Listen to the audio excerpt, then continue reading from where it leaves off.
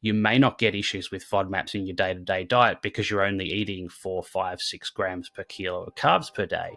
But once you start to get into carb loading and you're eating 8, 10, 12 grams per kilo, so you're literally eating 2.5 times your normal carbohydrate intake, it may start to cause problems.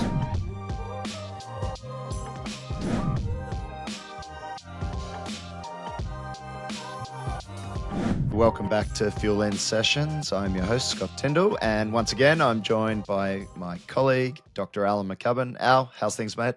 Pretty good, can't complain. It's almost winter here, but it's still a little bit of warmth to keep us going. Yeah, it's certainly pretty warm in Australia at the moment, certainly in Sydney. I think I got sunburnt yesterday, sitting out in the sun, getting my vitamin D, but, can't complain.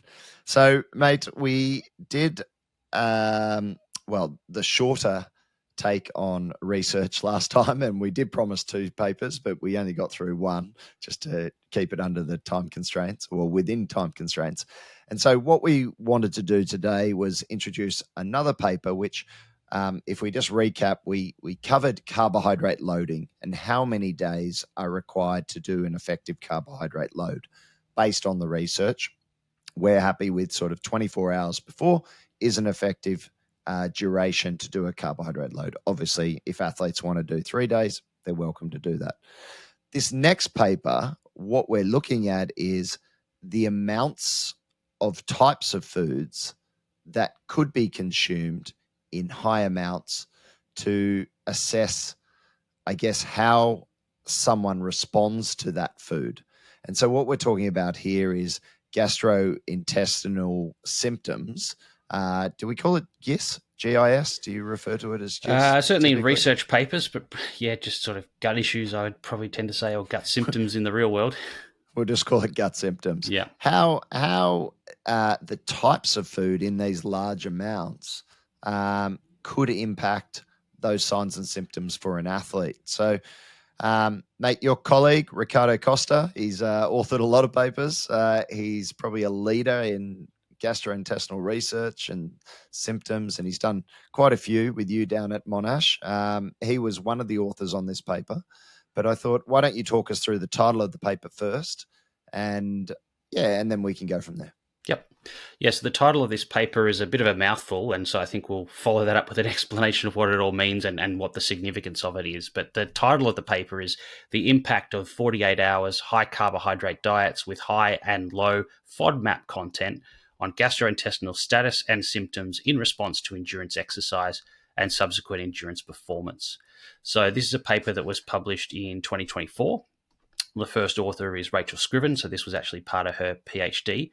And a big shout out to Rachel. She's actually a New Zealand-based sports dietitian who actually flew over to Melbourne, left her husband and kids behind for about 4 to 6 weeks at a time, desperately recruited all these people, ran them through the lab, stayed in Melbourne while she did it, flew back to New Zealand, would stay there for a couple of months, and then fly back for another 4 to 6 weeks, and then did this on and off while she collected all of this data. So big shout out to Rach. That was a massive effort. And while I wasn't personally involved in this study, I was around the lab, when it was taking place and seeing Rach and the team go about it. So yeah, monumental effort from her.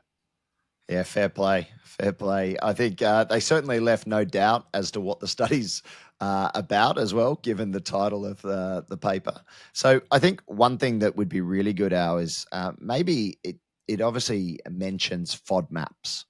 And I know this word gets thrown, or acronym gets thrown around a lot. Why don't you just give us a very brief overview of what FODMAPs are?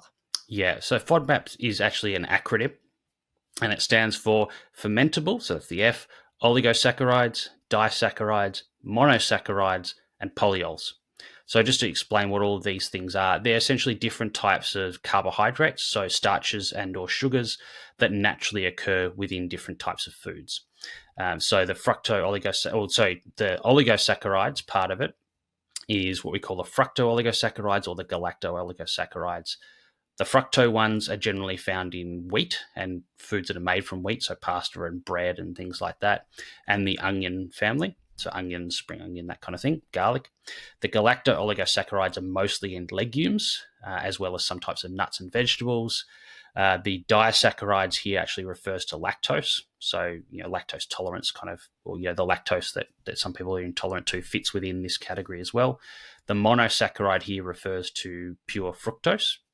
So you find that in honey and some types of fruits in larger quantities than others.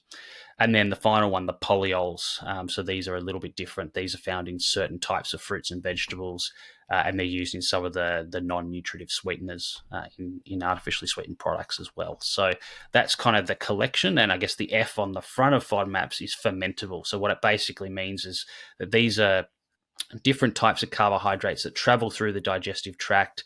They don't get broken down into individual sugars, or in the case of fructose, it just may not get well absorbed in some people. So they travel through into our large intestine, which is where our microbiome, our gut bacteria all live, and they feast on all of this stuff, which is the fermentation part of it. So that's why they're fermentable, and then they produce gas and other byproducts as a side effect when they do that fermentation. Yeah, and the university you're at, Monash University down in Melbourne, have sort of been world leaders, I think, in FODMAPs research and bringing about, the low FODMAP diet. And we're not obviously going to go into depth around that, but I can certainly say that when FODMAPs are addressed, it can have a significant impact on certain individuals, not just athletes, but individuals and athletes combined when it's done properly, and when you do identify some of those FODMAPs that do cause, as we're going to look at, this gastrointestinal symptoms. Yep. So well done to Monash again on that. Yeah. Thanks, mate. I know it's a big mouth. No wonder they shortened it down to a short acronym of FODMAPs, because the full mouthful is certainly a bit of a tongue twister. But I think the big take home for people listening is that they are forms of carbohydrates. They're found in food, and they can cause some issues due to the non-absorption in the small intestine. And if you work with a health professional at doing it properly, it can certainly help some individuals. So if we get into the study, what was studied? Yeah, so essentially this study was actually a sequel, like a follow-up study to an earlier study that was published, I think off the top of my head, 2017 or 2018, but by another colleague of mine, Steph Gaskell at Monash, who I used to host a podcast with many years ago. But she actually did the original study in this, and these studies were originally designed to look at factors that affect the likelihood of having gut issues during exercise itself. And so the original study that Steph looked at was whether having a high or a low FODMAP diet in the 24 hours before exercise would influence your likelihood of getting gut symptoms during exercise the next day when you go running. They also looked at other aspects of the gut, so what we call the integrity, which is basically the health of the cells that line the gut, because that can become compromised in certain exercise scenarios, and also what they call motility, so basically how quickly or slowly things are moving through the gut. And certainly a lot of endurance, and particularly ultra endurance athletes, may describe this, where they feel like they're eating and drinking things during exercise, particularly in the second half of a race, and it just feels like it's sitting there and not moving through. And that literally can be true in some cases, where that motility just almost grinds to a halt. So that was the original study. As I said, it was 24 hours, and it was a moderately high carbohydrate intake. I think off the top of my head, it was about 6 grams per kilo per day in that original study. And so this study was really taking that a step further and applying that to a full carb loading quantity of carbohydrate, which is why it ties nicely into our last episode. So as I said, it was originally looking at the gut symptoms during the exercise itself. And the reason for that is that those FODMAPs, they hang around in your gut to be fermented in the large intestine. And so they're often, the FODMAPs that you ate yesterday are still hanging around in your digestive system today when you're doing that exercise. And so if they're hanging around, maybe that's then going to be causing problems when you're doing that exercise. But of course, it could be causing symptoms just during the carb loading itself. And I think most of us have probably experienced that at some stage, particularly early on when we've not been very experienced in carb loading, is, tried to do it and found we've had all sorts of bloating and discomfort, on the evening of the carb loading day. And I've experienced that myself in mountain bike racing, having trouble getting to sleep the night before a race because your stomach's doing somersaults and feeling like it's been blown up like a balloon. So I think it can be potentially helpful in both those situations. And the final thing I was going to add there in terms of FODMAPs is that a lot of people will say, well, I don't have a FODMAP issue. I don't need to eat a low FODMAP diet day to day. Like, why is this relevant to me? And I think the reason that it's relevant is that you may not get issues with FODMAPs in your day to day diet because you're only eating 4, 5, 6 grams per kilo of carbs per day. But once you start to get into carb loading and you're eating 8, 10, 12 grams per kilo, so you're literally eating 2.5 times your normal carbohydrate intake, you're then potentially getting in 2.5 times your usual FODMAP intake as well. And so if you start to do that, it may start to cause problems because FODMAPs is dose dependent. The more you eat of it, the worse things get. Unlike gluten, where one crumb can set you off. It's a very different kind of profile. And so yeah, with FODMAPs, as the more carbs you eat, the more likely it is to cause you a problem. And carb loading, obviously, is the extreme end of that. Yeah, I think that's a fascinating point and one that's probably overlooked. And I thought it was really good that they did the analysis on the usual diet versus like when they applied this high carb and just showed that impact of high carb and how it can impact the total amounts of FODMAPs. Other things to note in there, I did note that the low FODMAP group was lactose free, which again, we might talk about that in the discussion. I guess some people will say, okay, was it just being lactose free that potentially had some of the impact on the results? And then they were also fairly high protein, which I thought was interesting. I think on average, they were all taking on around two grams per kilo, and they standardized that between. So again, if someone is listening to this, and again, is 2 grams per kilo, would you do it for a carbohydrate load? I know typically at Fuelin we have kept protein high, but more recently we have had discussions about potentially dropping the protein intake down just to allow the athlete to consume large amounts of carbs. And just segueing here very briefly, I actually did do this based on what we discussed, and I actually did this in the Sydney Half Marathon. So I reduced protein down to around 1.4, 1.5 grams per kilo. So actually very low compared to my normal habitual intake, but kept the carbohydrates up around 10 grams and kept fat very low. And it was just a breeze. It actually felt way easier, felt good in the race, didn't feel heavy.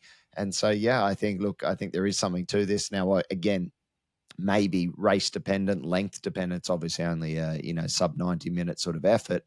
For races like that, obviously you could do that. Maybe for full Ironman, where do we sit with protein? But it's certainly things to think about in terms of, the carbohydrate composition of a carbohydrate load, but then what do we do with the protein and fat? So just an interesting observation that I thought they had in there with a high protein intake for this very high carb intake as well. Yeah, absolutely. Okay, so they investigated, as you mentioned before, similar to Steph's study, GI integrity, symptoms, motility, and endurance performance was also assessed, which I thought was good. Tell us what they actually did in terms of the performance element. Yep. Do you have that? Yeah, so they basically got them to, so this is 2 trials. So they came in twice, or they did this whole protocol twice, essentially, one with the low FODMAP diet, one with the high FODMAP diet.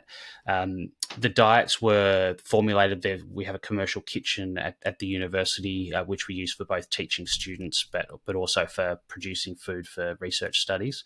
And they could do that because then they could then kind of hide the FODMAP, so to speak, within those foods. So it wasn't so obvious, which one was the high versus the low FODMAP diet, which is important when you're getting subjective measures of gut symptoms and things. You need it to be placebo controlled.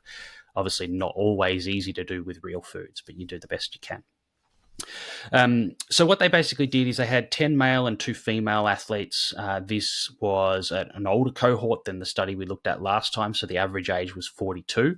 Average weight was 72 kilos, and the average VO2 max was 53 mils per kilo. They did the carb loading diet. They actually did 12 grams per kilo, so right up at the sort of upper end of that range for 48 hours.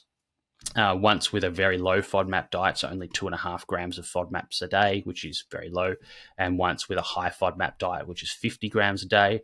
And just for reference, they looked at their usual intake that they eat outside of this protocol, and these participants normally ate about 22 grams a day of FODMAPs. So the 50 is essentially doubling it. But if we look at their normal carb intake, it was 4.6 grams per kilo per day. So they're almost tripling their carb intake and then doubling the FODMAP intake at the same time, which is pretty normal, I guess, if you just eat more of the same types of foods that you normally do, which I think a lot of people tend to do, particularly when they're new to carb loading and they haven't kind of picked up all the little tips and tricks on how to make it easier.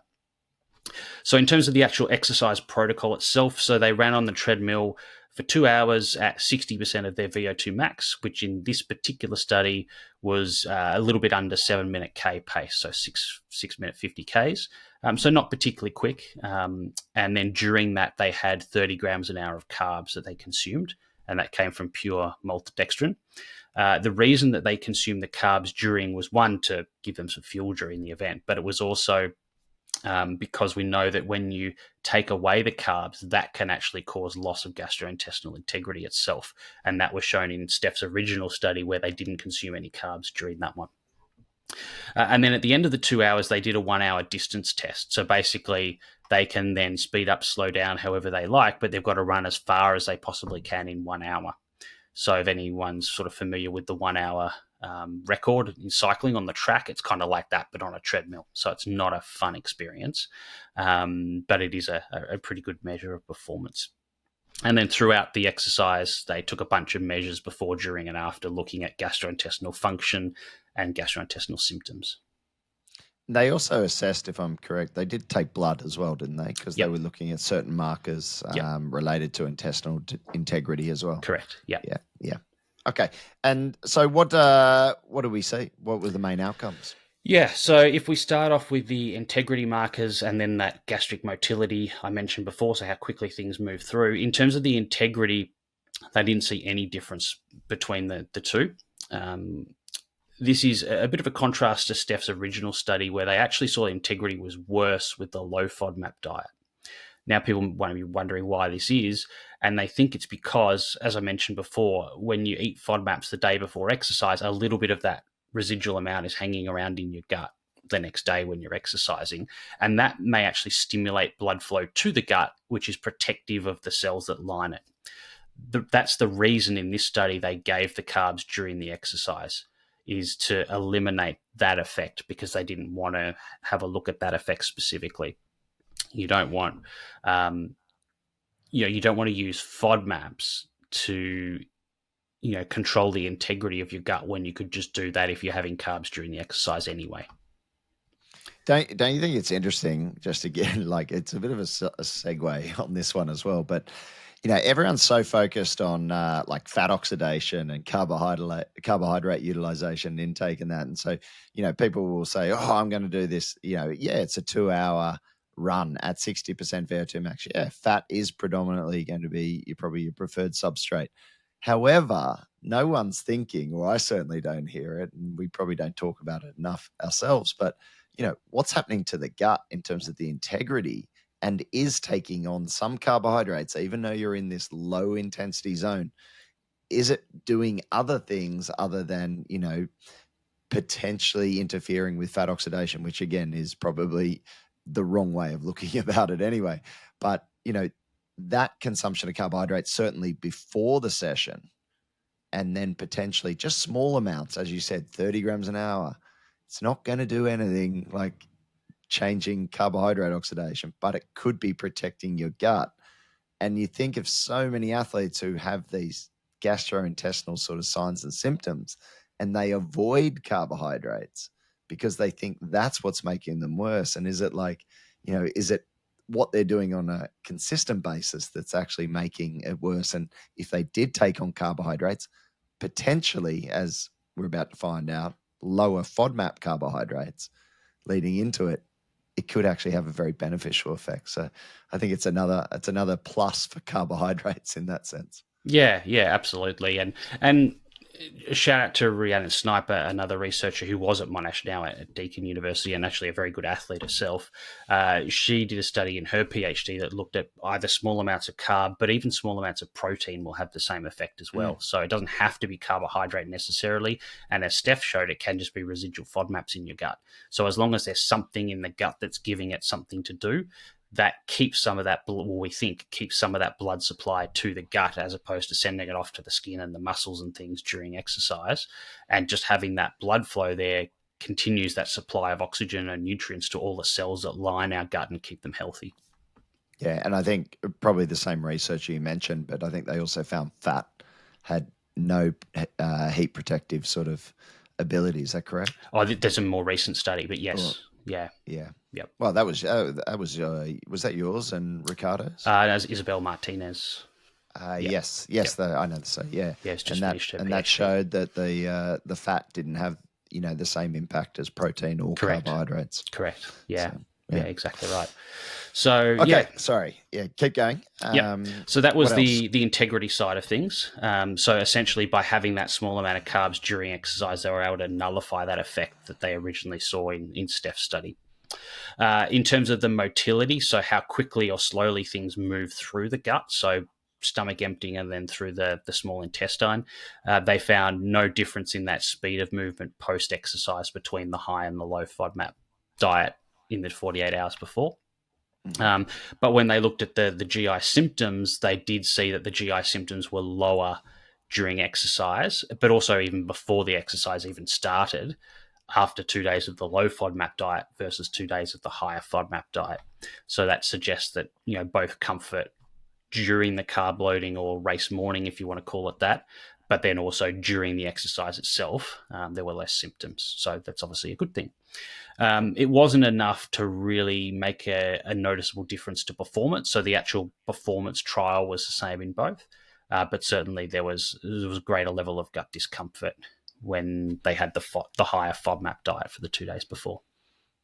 Yeah, I think it's a super interesting study. If I had to ask you, similar to what we did in the other episode with carbohydrates and the carbohydrate load, if we talked about some questions that the study did answer, if I said to you, can short-term high carbohydrate, low FODMAP diets reduce gastrointestinal symptoms during endurance exercise, what would you say? Well, I guess what I'd probably rephrase that a little bit and just say, well, if you are going to be carb loading for your event, if that's relevant to you, choosing lower FODMAP foods or lowering the amount of FODMAPs in the diet during that carb loading phase will probably reduce the symptoms before and during exercise compared to high FODMAP, yes. Okay. Yep, that's a fair point. Does altering FODMAP intake affect physiological markers of gut injury and transit time? No, it doesn't seem to, provided that you're having some nutrients of carbohydrate going into your gut during the exercise itself. Yeah. There was one thing actually that I did read in this study, and sorry if you did mention it, post-exercise symptoms. What did we see with the low FODMAP group in this? Yeah, I think they were actually slightly higher.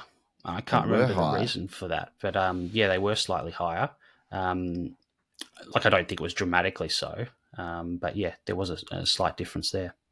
Yeah, they said it was like a paradoxical sort of result that they didn't expect to see, and they were sort of raising questions around, is it something to do with post-exercise digestive sort of dynamics and things like that? So I thought that was an interesting question, which then leads me into new questions sort of that maybe this study has opened up. Why does gastrointestinal symptoms increase post-exercise in the high carb, low FODMAP group, in your opinion? What are the potential mechanisms? Yeah. I mean, hard to say. The only thing I can think of is if you do have some FODMAPs hanging around there, then the gut's metabolizing those, because FODMAPs are essentially a form of prebiotic, right? And so it's going to do the things that prebiotics do. And so it's going to be fermented. It's going to produce these things called short-chain fatty acids, amongst others. And so while some of those outputs from that bacterial fermentation of the FODMAPs can be a negative in terms of gut symptoms, some of them can be positive in terms of overall gut health as well. And so, we're very reluctant these days to say people follow a low FODMAP diet every day forever, because you're actually missing out on a lot of potential prebiotic benefits of those. And the literature's probably pointing towards the prebiotics being far more important than probiotics, in fact. And so it may be to do with some sort of that prebiotic effect that we're getting with the higher FODMAP, or having some FODMAPs hanging around in the gut at the time that you finish the exercise, and your bacteria is still chewing away on those and producing things that might be a little bit unpleasant in the short term, but a bit more beneficial in the longer term. Yeah, I think it's certainly plausible. I mean, it might be something like, could they? I guess they can't ever do like a sample though, because we'd be talking about the small intestine, wouldn't we? So they wouldn't ever be able to get a sample to sort of look at populations and what's going on. Oh, as in bacterial populations? Yeah. They can usually do that from a stool sample. Would they get an accurate reading though of what's from the small intestine to the large intestine through that? Well, I mean, it's probably more what's hanging around in the large intestine that's ultimately going to matter. Theoretically, you shouldn't have much in your small intestine anyway, or you don't want much in there. There'll always be a little bit. Yeah, I mean, I guess it's also how quickly does it change, and can you detect those quick changes, and do they matter? I don't think we know that. Yeah, I guess that's the problem with any of the stool sampling, isn't it? It doesn't matter. And what they're seeing coming out, is that representative? I guess what I was asking is it representative of what's actually happening inside versus what's coming out? That's always the question. Yeah, I mean, it probably does, but I suspect it wouldn't pick up, very short-term changes. Yeah. Okay. Do longer duration, low FODMAP have similar impact on symptoms during exercise? Is that something that like this study has raised? As in, should you eat low FODMAP all the time? Yeah, potentially. Like, no. So do longer duration, low FODMAP. If you did it for longer than, say, this 48 hours, do you think it would have an increased impact on what happened during exercise? I mean, we don't know for sure. My suspicion is no. Similar to our carb loading, was 3 days better than one? Probably not. Here it would be, well, was 2 days better than one? Probably not. I mean, obviously the study design was a little bit different. But here we're probably looking at, well, actually, is 48 hours more than enough rather than is it enough? Would be my suspicion. Yeah, and I guess that going to the next question, if you did do a longer duration chronic low FODMAP, would that exacerbate the post-exercise gastrointestinal symptoms? And I guess that's unknown at this point in time. Yeah, I'd say very much in the unknown category. Yep. Yeah. Okay. Limitations on this study, or things that you'd like to see done maybe in future research? Look, I think it was pretty comprehensively done. If listeners are saying, well, what if it was all lactose and none of the other FODMAPs? No, they actually deliberately used a blend of all the different types of FODMAPs in the high FODMAP arm of the study. So they did that well. I guess if you think about the sort of foods that you might be eating during carb loading, probably some of those FODMAPs would be pretty uncommon during a carb load anyway, but others would be potentially consumed in even greater quantities. And I'm thinking particularly the fructooligosaccharides, which is where your wheat-based products come from. So your pastas, your breads, your breakfast cereals that are based on wheat, all of those kind of foods, cakes and biscuits that are using normal wheat flour, all of those would have those fructooligosaccharides in them. Whereas, maybe the galactooligosaccharides, the legumes and things, probably, I mean, maybe someone on a vegan diet, that's their main protein source, but for most people, they're probably not leaning towards those sort of foods during a carb load anyway. So, yeah, I mean, could you improve it by sort of deliberately slanting, I guess, the types of FODMAPs towards the ones that are more commonly consumed? Possibly. Could we look over a greater spectrum? So that was 12 grams per kilo per day. Could we compare that to 10 or 8 or something like that, or different levels of FODMAP intake rather than just extremely high and extremely low? Possibly. We could go, rather than 50 grams of FODMAP a day, maybe 30 grams, which is closer to just a slight elevation above what people normally eat day to day. that might be interesting to have a look at as well. But I guess what it's probably telling us here is that if you up the amount of bread and pasta and wheat-based foods, or any of the other FODMAPs, but that's probably the most likely one in practical terms, then there is certainly a risk there of gut issues both during the carb load, but then the next day during your exercise as well. Yeah, no, I agree with that. If I guess I would say, could it be a bigger sample size? Maybe again bigger, but maybe more females as well. There was only 2 females. That I think because females, again, typically we see is they complain of gastrointestinal symptoms probably more than men, from what I've seen. I mean, certainly demographically, I think GI symptoms are more common in female athletes than males. Yeah. Yeah, so that would be nice to see, I think, from that perspective. Okay, well, then if we're sort of summing this up, I think, it's a nice extension, isn't it, from Stephanie's study where they did the low FODMAP diets, reducing exercise gastrointestinal symptoms, which I think is a real positive.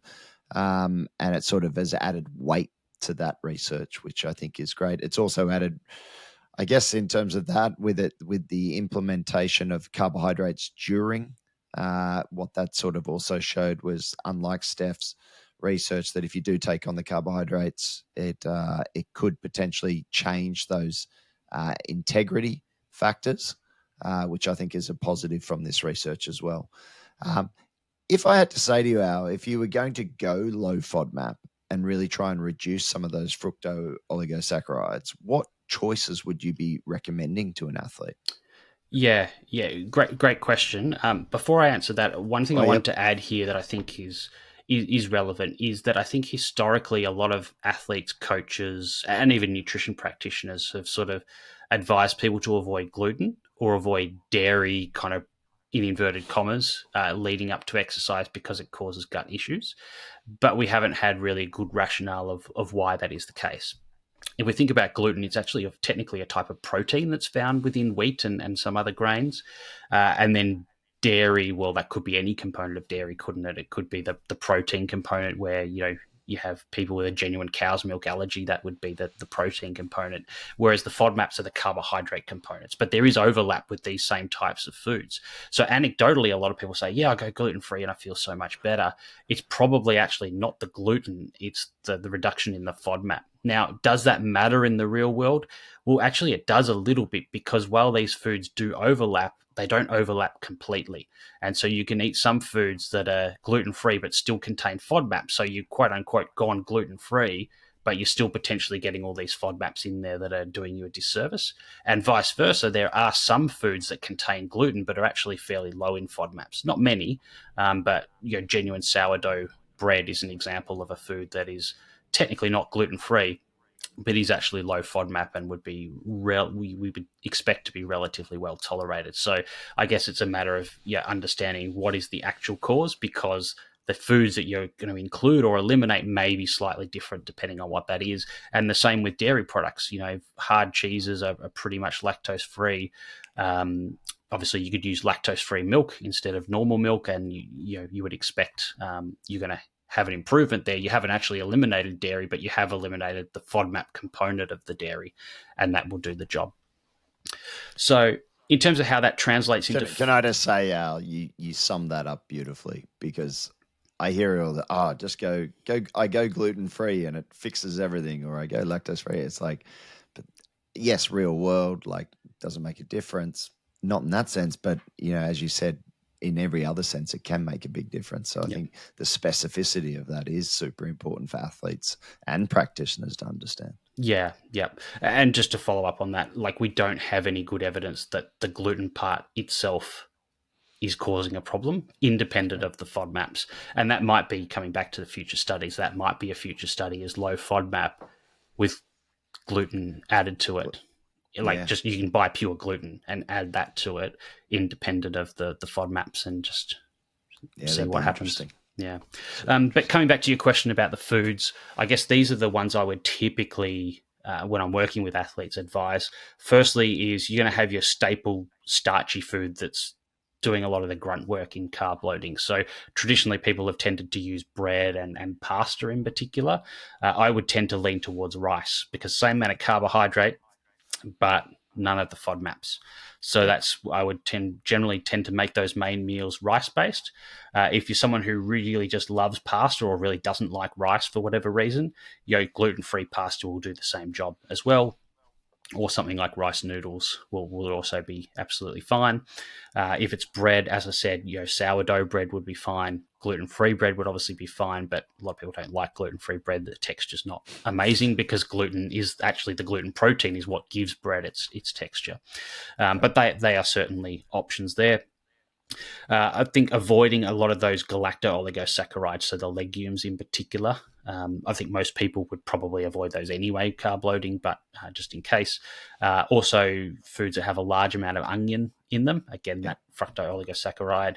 And then the other sort of high FODMAP fruits and vegetables in large quantities. You can probably get away with a small amount because FODMAPs is dose dependent. It's not saying you have to have zero FODMAPs, but just reducing it. And so you can look up, if you just Google, high or low FODMAP fruits, vegetables, whatever, you'll find lists of them online everywhere in terms of what they look like. And as I said before, using lactose-free milk if you need to have milk. So the final one I was going to say, just in terms of the grains that I often use a lot with athletes, both because it's lower in fiber and that just makes things less filling, but also low FODMAP, is thinking about some of those lower fiber, non-wheat based breakfast cereals. So I'm thinking things like Rice Bubbles or Rice Krispies or cornflakes, something like that. You can eat huge amounts of those and get in huge amounts of carbs without feeling full. And they're going to be low FODMAP as well. So they kind of tick both of those boxes in terms of carb loading when you're trying to get to that 10 grams per kilo, but you're not used to eating like that on a day-to-day basis.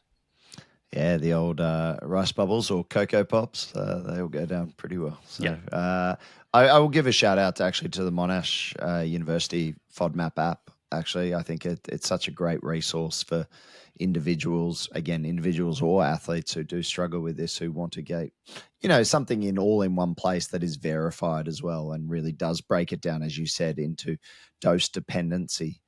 So the amounts, and they do a great job of like a traffic light system similar to Fuelin in terms of, although theirs is literally red is bad and, green is good, but it does break it down. So you can see clearly, as you said, Al, like certain cheeses you can actually eat, even though because their lactose content is lower, and you can go into those and you can eat some foods that maybe you thought you had to avoid. Again, back to your comment about gluten and lactose and things like that. You thought you had to avoid them because they were just gluten containing or lactose containing. Actually, no, as long as you keep the amount low, then you can probably eat those and not feel like you have to deprive yourself of them, which is, I think, a really important factor in nutrition in general, not depriving yourself of something that you generally can eat and eat without any adverse impact. Yeah, and again, like last time, we were talking about the fact that often when you're racing, you're traveling. And so, you're not in your normal house with your normal kitchen, your normal food supply, you're in a foreign country sometimes where you don't speak the language or you're struggling to read labels. The food supply is different to what you're used to. So, you can plan all of this stuff out, but unless you know exactly what's available to you, and hopefully you can plan that ahead as well. But sometimes you do have to make these decisions on the fly. So having some knowledge ahead of time is useful, and being flexible and adaptable with this stuff, and not just saying, these are the only 5 foods I can eat when I'm carb loading, because if you get to another country and 2 of those 5 foods are not available there, or you've got to drive 2.5 hours to get them for whatever reason, you're a bit screwed. You're a bit screwed, yeah. Exactly. Mate, love it.